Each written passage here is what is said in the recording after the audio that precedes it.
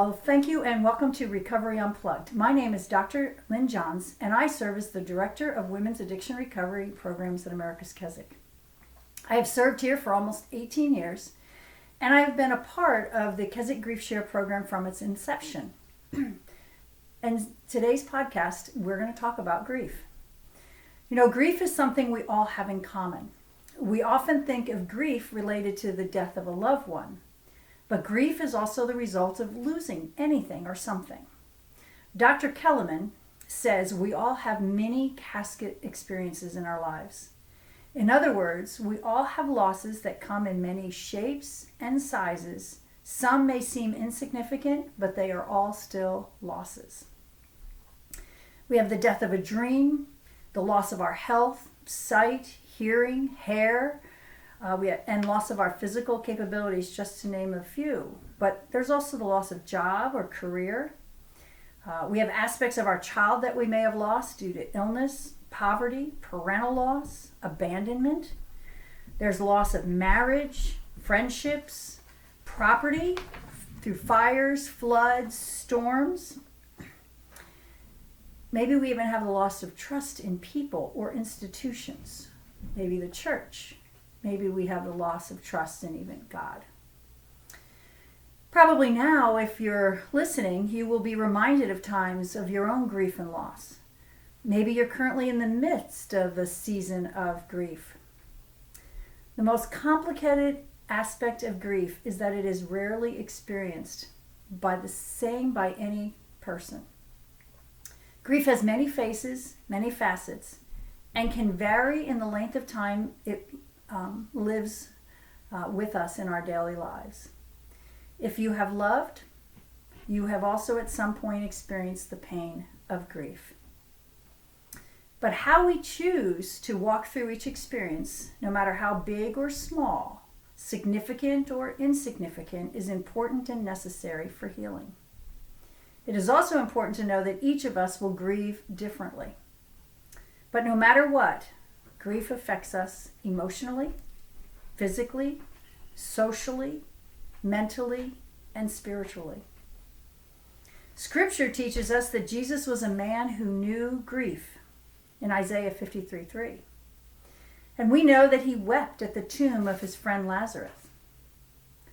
Each of us will experience grief differently based on a series of variables.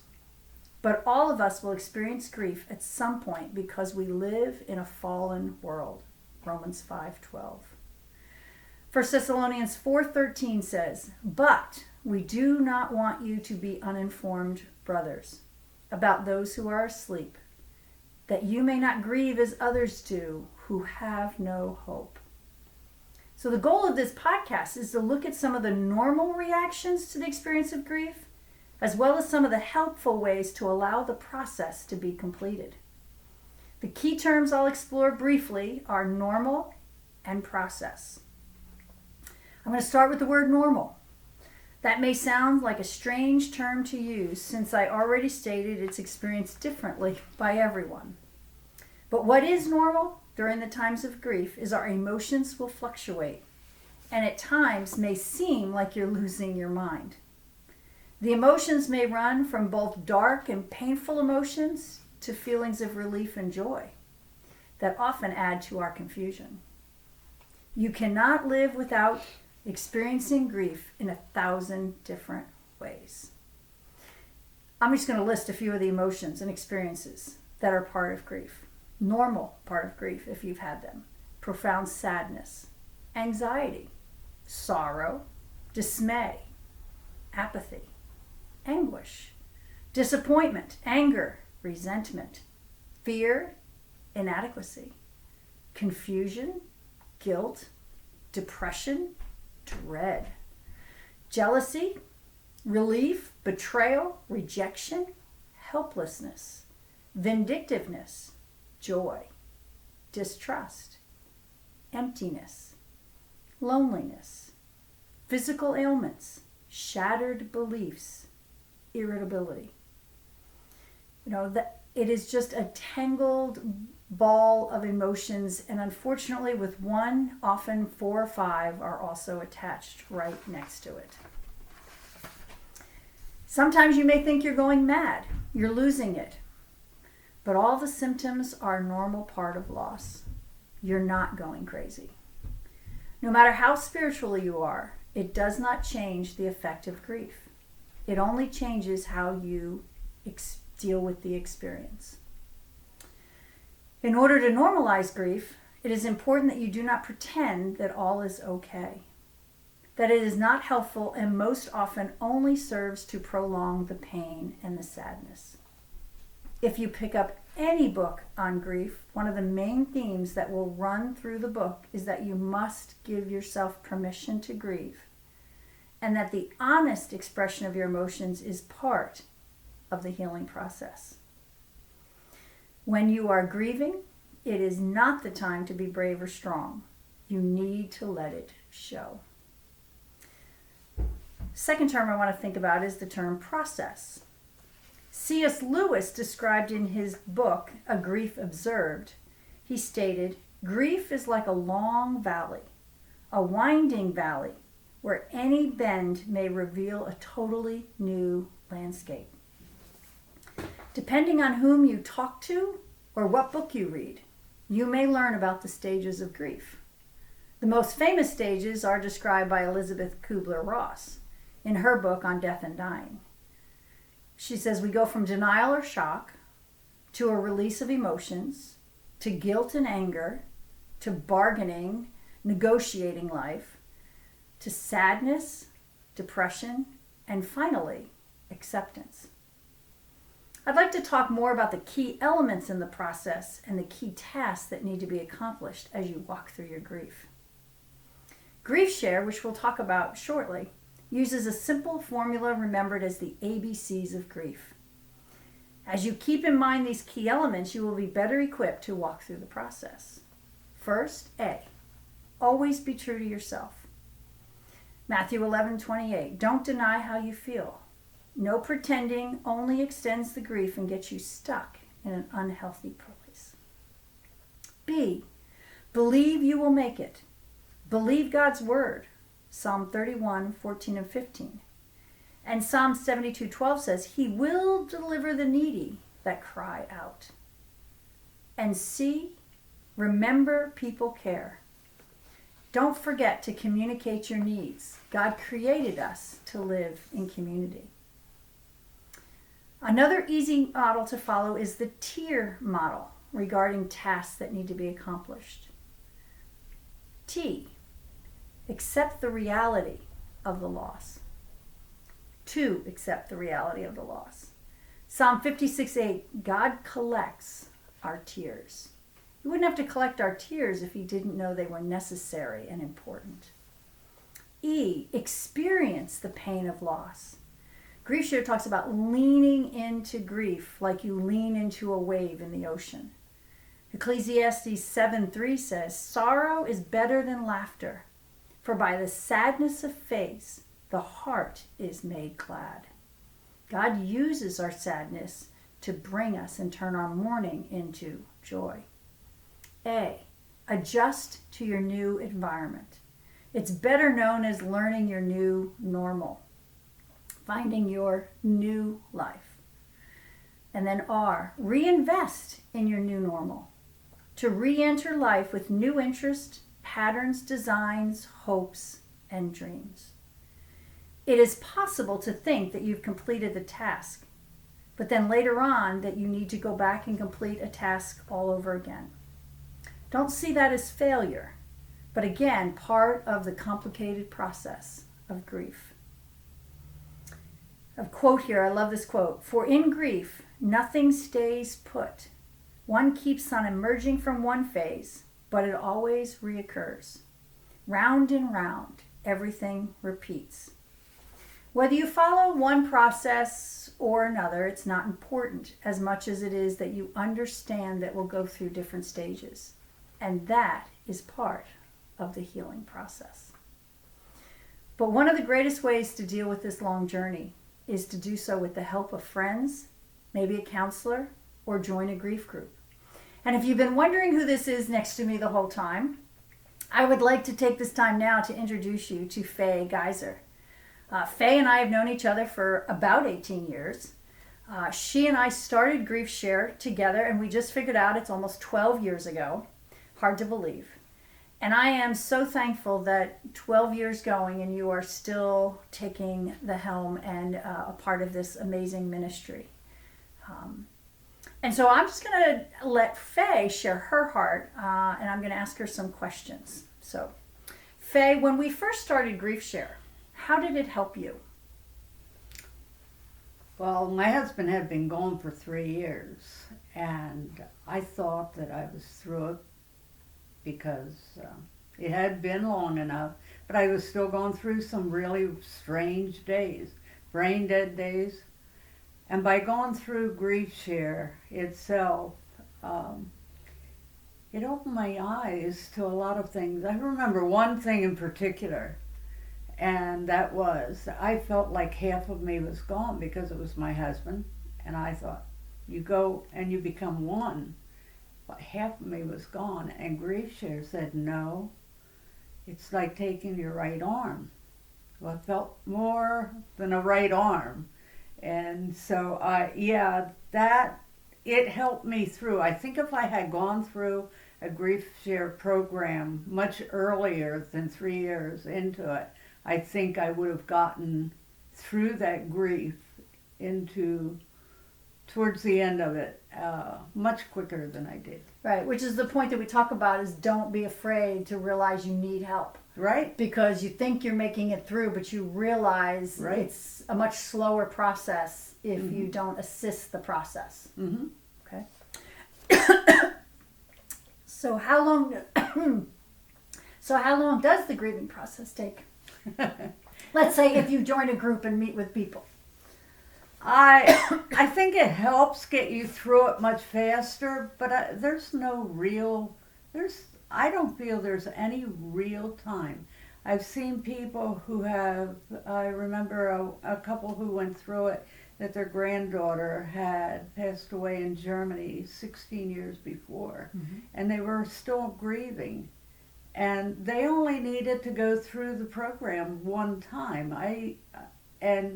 And they were okay, but they were grieving because they had never been able to finalize that. Right. Okay. So here's the big question. I get this question all the time. And some people say, life is, you never get your life back. So is there really life after loss? Definitely. Definitely. It's not going to be the same, but yes, definitely. I am more content, but I have more trust in the Lord, and I am closer to Him than I have ever been in my life. He is my husband now, and so yeah.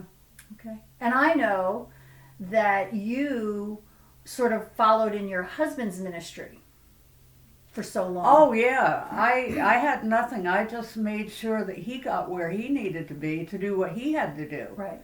Because his eyes was affecting him, and everything was him. In fact, I said to the Lord after he passed away, I said to the Lord, okay, what do you have for me now? Because I didn't have a purpose then. Right. But he does. I mean, you're an amazing, besides this ministry, you volunteer here, you do a lot of different tasks here, and you take care of people, and you drive people to the doctor, and you have a flourishing ministry now and purpose. I feel I'm more of a person today than I've ever been in my life. That's in my old age. That's very cool. And I didn't know you much before that. So why do you 12 years? That's a long time to volunteer in one ministry, and a ministry that carries so much sadness, and weight sometimes. I know that in some of the groups when they start, there's a real heavy weight. Yeah, there is. Why do you choose to continue serving as the host of Griefshare? Well, like I said, I sometimes I wonder that, but I get such a blessing out of it because I can see how God, I liken it a lot to the same as the Colony of Mercy or any other place of the the transition of the people Mm. and seeing what God does in their life and how he just can pull them out of the darkest places that they've ever been. We've had some people come in that I just didn't think they could ever get through this. Right. And they have. And I see them today and they're alive. Mm-hmm. And yeah, that's the blessings I get, is just seeing what God does. Yeah, the encouragement and the Oh, refreshment yeah. that really keeps you energized and going, and you don't want to miss that. Yeah. And you are a huge part of that. I would just say that you are the welcoming committee, you are the connector, you're the hugger, you're the card writer, you're the phone call person. I mean, you really make it so that they want to be there and they feel important again to somebody. So I cannot thank you enough. What is one thing, though, that everyone should know beginning their grief journey? It's going to hurt. And the more we love, the more it's going to hurt. Mm-hmm. But we have to go through this or we're going to get stuck there and you're going to hurt that bad all the way. Can be years that you'll be hurting. And so we have to keep going forward. And we'll take those loved ones with us, too, as we go forward. Mm-hmm. And we have to work hard at it and just make up. I had to make up my mind. Never give up. I like that. We're going to hurt, so we can hurt and just make the hurt worse and continue hurting for the rest of our lives. Yeah. Or we can lean into the hurt, feel the hurt, and not spend the rest of our lives hurting. That's right. Right. That's very good. Excellent. So I hope you hear that grief affects all aspects of your life. It's important to take care of your body as well as your soul. The grieving process, like we said, will take time and energy.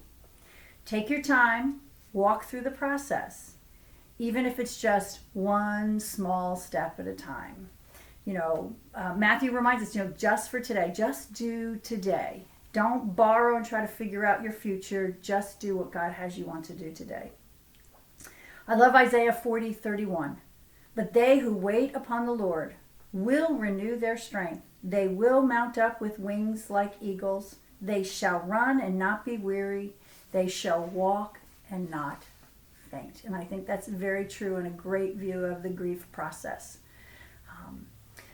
And in conclusion, I just want to say, feel free to call America's Keswick for any information regarding help you might need and about our Griefshare program. We meet on Tuesday morning from 10 till 12. 10 to 12. And it is both live and virtual. Yes. And I probably haven't told Faye this, but my guess is we're going to keep the hybrid version for a long time because those of you that are not within the close distance or can't drive, get your computer out, get your smartphone out, and we can hook you up and get you connected to the group so that you can be a part of it.